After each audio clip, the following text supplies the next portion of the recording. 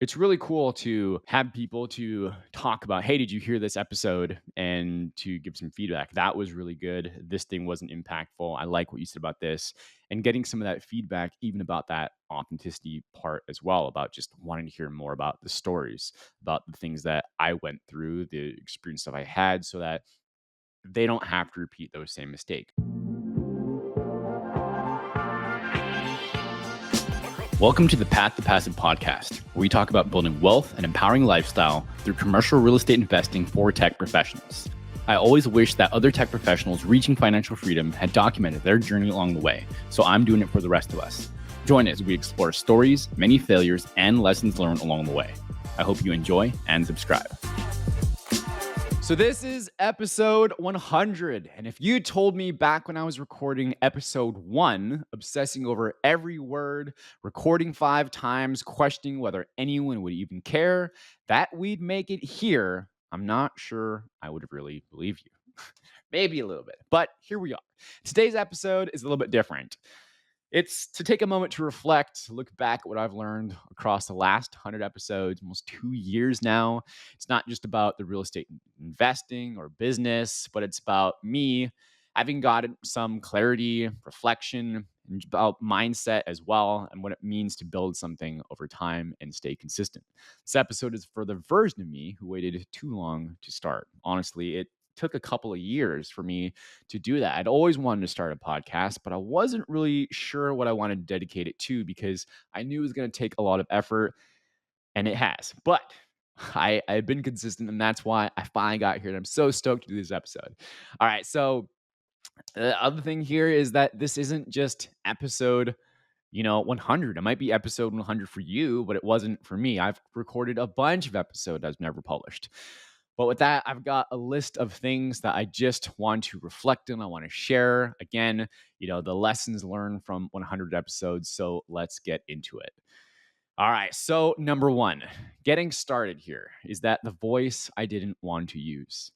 Truth is, I didn't want to talk about myself. I thought people were just here for content, the tactics, the ideas, and not for my personal challenges or fears. And that may sound ridiculous. I know, people want to connect with other people, but I think my frame of mind at the time was just that, all right, just give me the strategies. Where can I learn this from versus really who can I learn this from?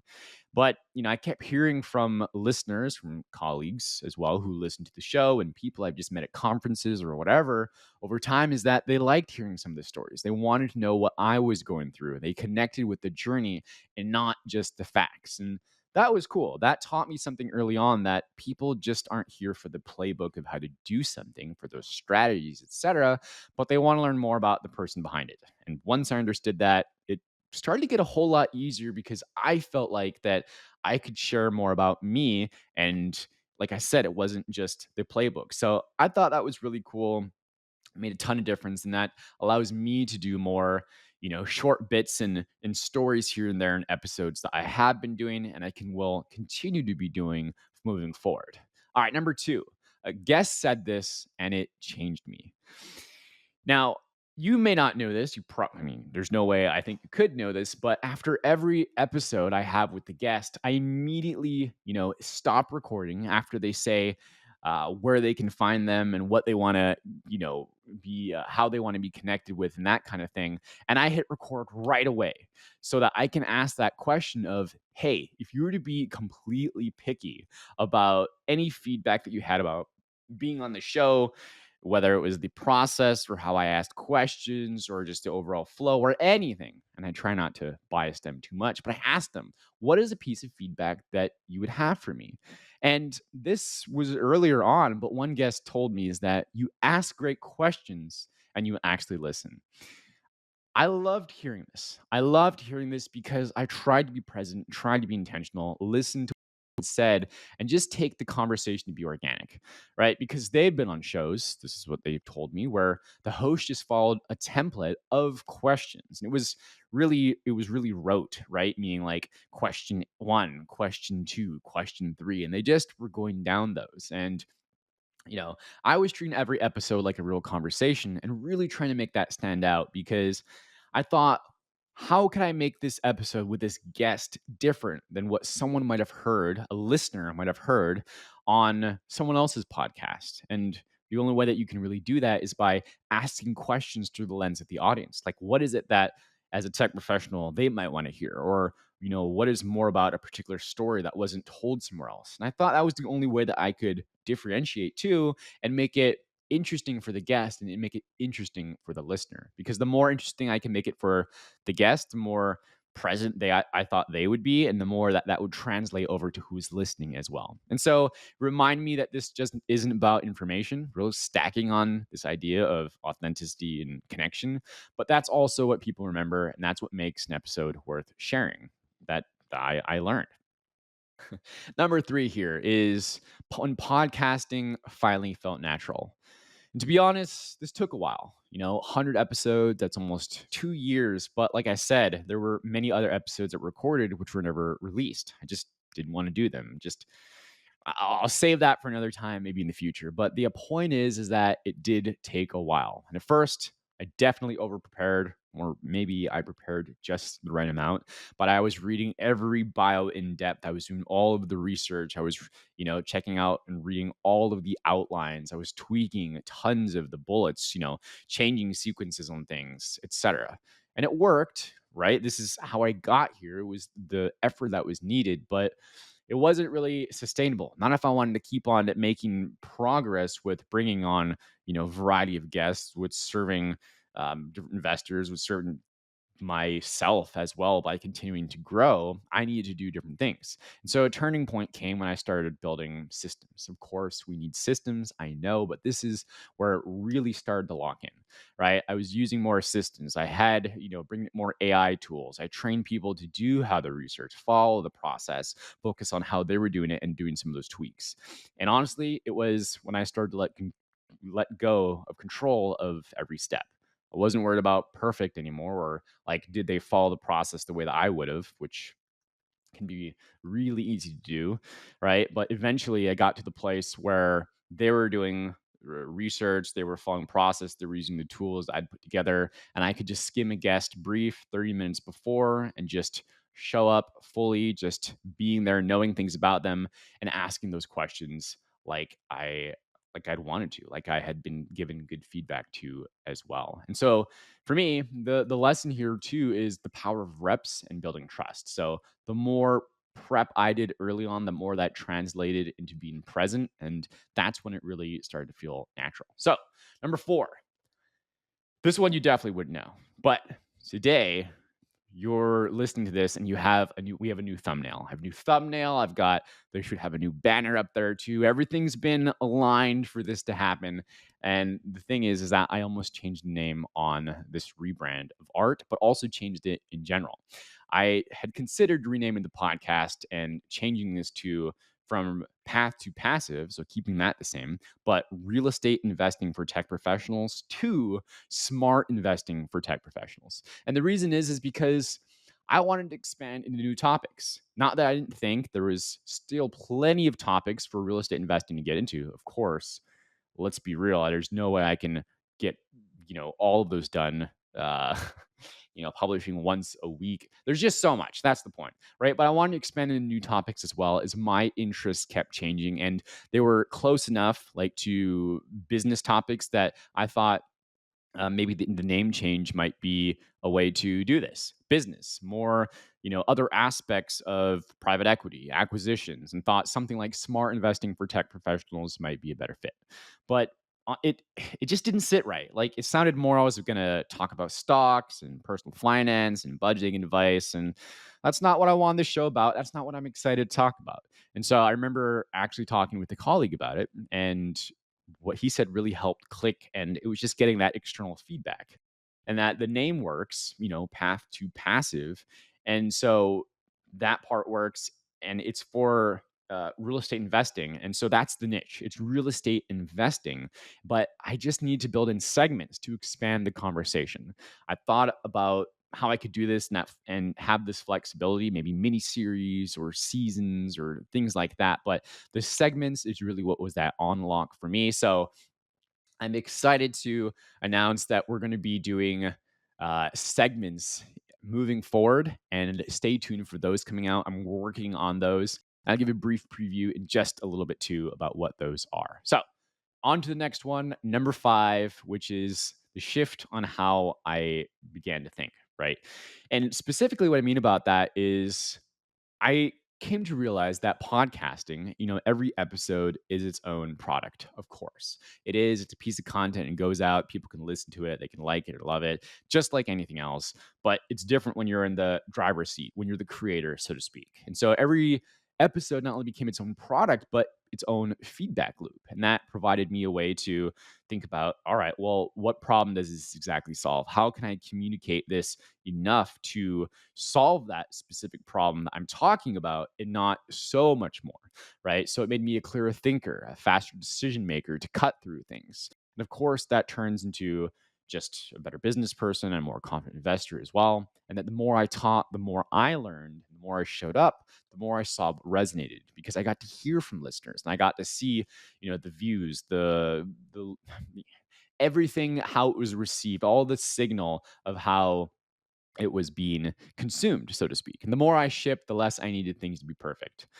And I realized the process is just a product. So, you've been in tech for any amount of time, you have delivered for customers.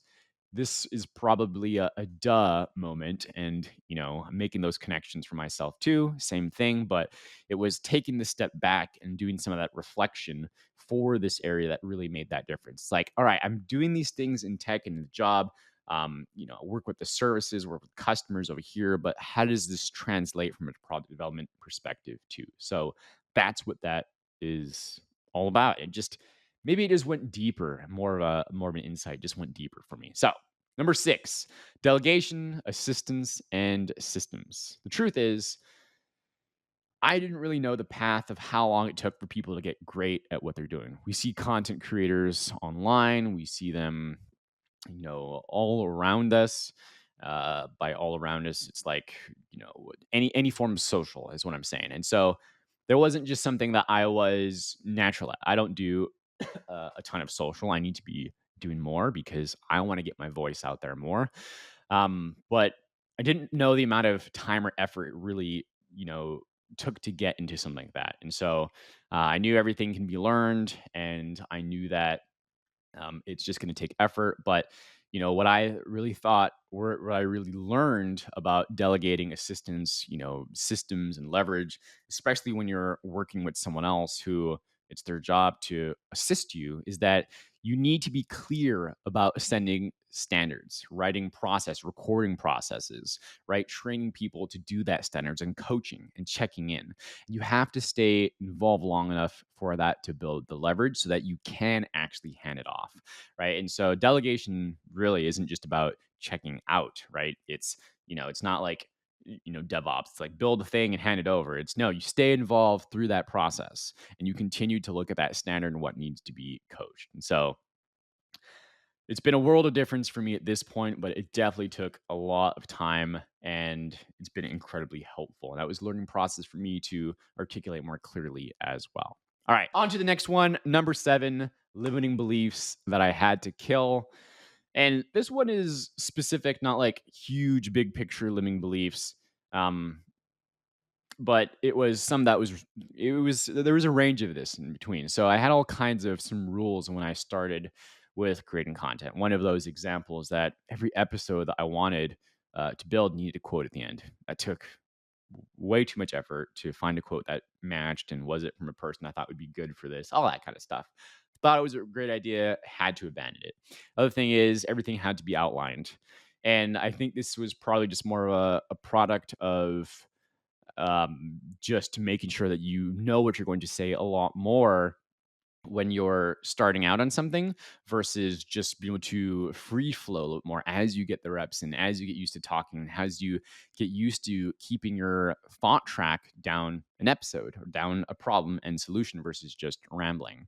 Right. And so that was a really good one too. Helps that clarity of thought. And third is that I couldn't mess up ever. So there were times where I would do all of these takes, all these recordings, just like one shot. And I remember some of the first episodes I would be in at like 10 minutes, 10 or 11 minutes, and it was like somewhere around 14, 15 minutes. And I would be like, oh, I screwed up right there. And I restarted the entire thing. So what was great is I relearned the content.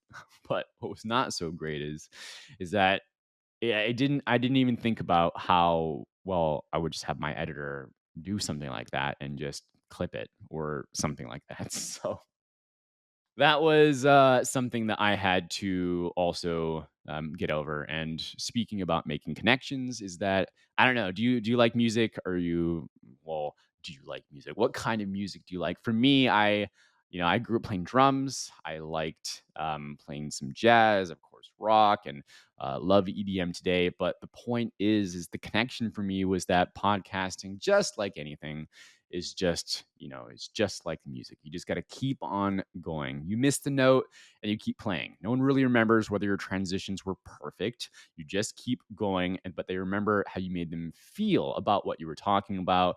And of course, the content as well. And so that's what it was. The lesson was just keep going. And so number 8 here is, what would episode 1 me say to me now? And I was thinking about this walking around in the evenings, like I usually do, to clear my head before I turn in for the day, getting some steps in, all that kind of stuff. Is I think, looking back, I had concerns. I had concerns like, what am I even going to talk about for that many episodes? How do people have, episode 500 or something out there? And it's like, well, maybe I should worry about getting episode 10 and then 20 and then 30.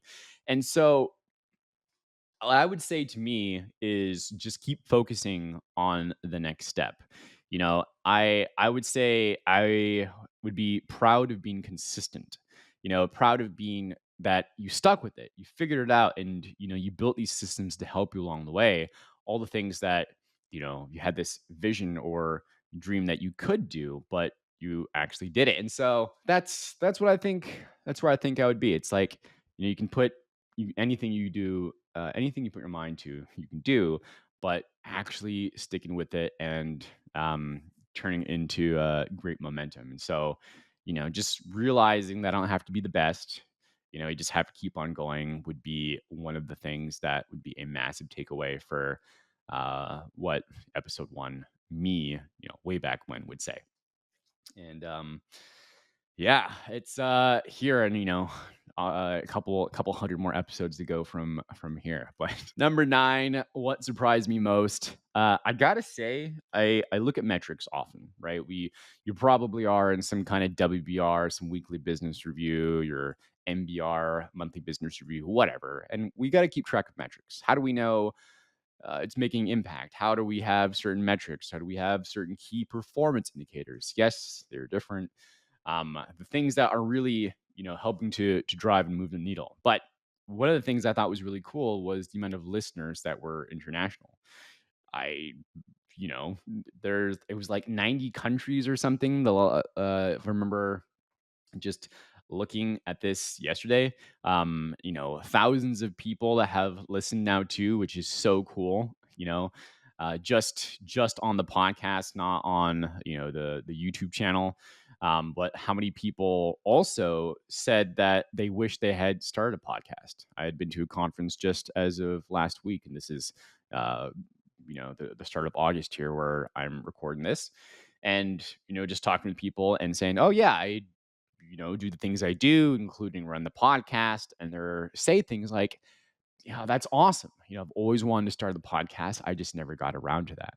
And so I still hear this, and it's still cool to get that acknowledgement or recognition of having started and staying consistent. And so, um, I guess it is a little bit surprised, but it's really awesome, and I hope I can, I will continue to keep serving all of you listeners and providing value. But it's just a comment, just hearing that more and more, being tuned into people wish they had what they had. So, and And the third one here is how many people actually listen consistently and want more. It's really cool to have people to talk about, hey, did you hear this episode? And to give some feedback. That was really good. This thing wasn't impactful. I like what you said about this. And getting some of that feedback, even about that authenticity part as well, about just wanting to hear more about the stories, about the things that I went through, the experience that I had, so that they don't have to repeat those same mistakes. And all this, I've heard these things before I started the podcast, but it sounded so cliche. It sounded so, um, these are the things that other podcasters or we'll call them gurus or something like that had said, and it's like, oh well, those are just the things that they say. That's part of the positioning and marketing, right? But being on the other side here and saying it, it's like, no, I that totally resonates now. So anyway, it's I just wanted to call that out, that it is authentic. It's how I really do think about it because it's lived. And just following along here is that people don't care about that polish. They care about, you just being present and talking through things. And so, um, yeah, that matters to me. It shows that it's impactful, and I think that's what we really want too. I know I do. So, moving forward, and this is number 10. It's what's coming next. This is segment previews. I'm just giving some frame of mind here, just talking about some things that are on my mind that I'm planning to do. None of this is set in stone yet, but this is how I'm thinking about it. Is that, of course, like I said, with that rebrand, the show is evolving, right? The name stays the same, and path to passive, but the content is expanding. It's still going to be real estate investing for tech professionals. So I guess that's not technically a rebrand, just mostly the art. That is the rebrand most specifically. But what's coming soon is things like asset breakdowns and deep dives. So wanting to go under the hood for the investments, talking a little bit deeper into numbers, the risk profiles, returns. Of course, we've talked about this from perspective like mobile home parks, apartments, multifamily, RV parks, private credit, and so forth. But I want to do even more and more and more, and at deeper dives. So not just assets breakdown, but also the deep dives behind those models. Other things here, decision frameworks and mental models. So we've talked about concepts too, right? So that will be the focus. Things like LPs versus GPs, cash flow versus equity, who to trust, how to evaluate, how to look at what your goals are, your criteria for those decision frameworks too.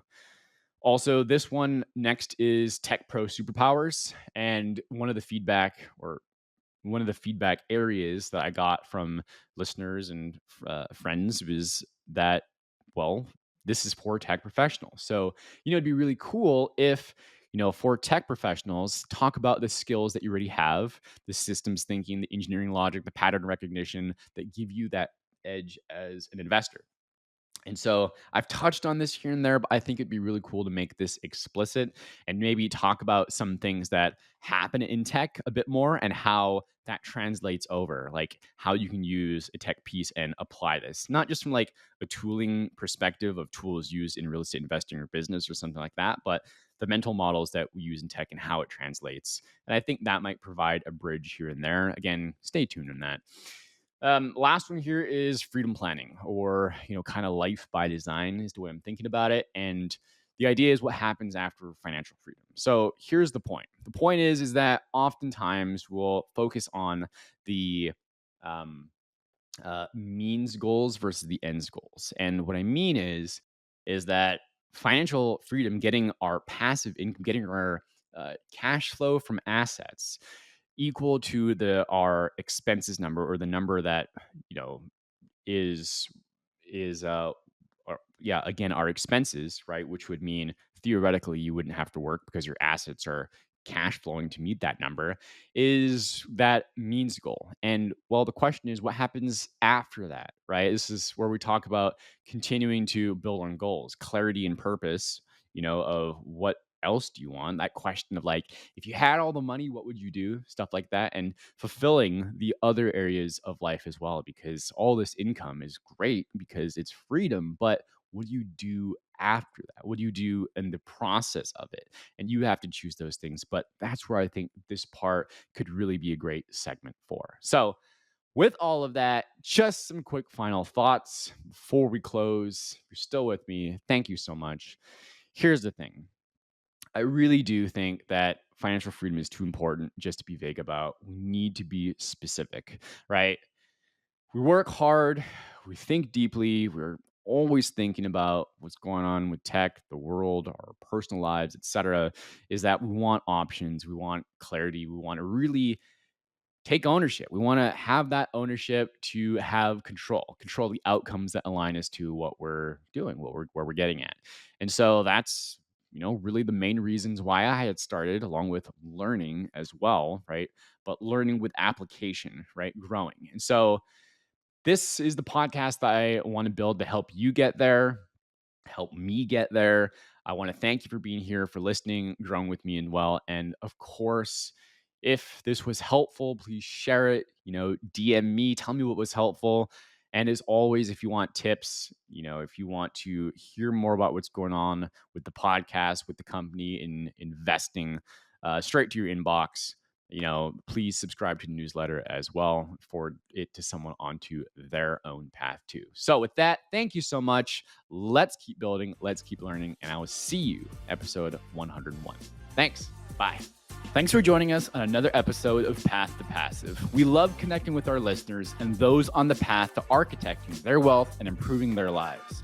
Feel free to let us know what topics you'd like to see in future episodes. Get in touch with us through email or Instagram. See you next week for a new episode.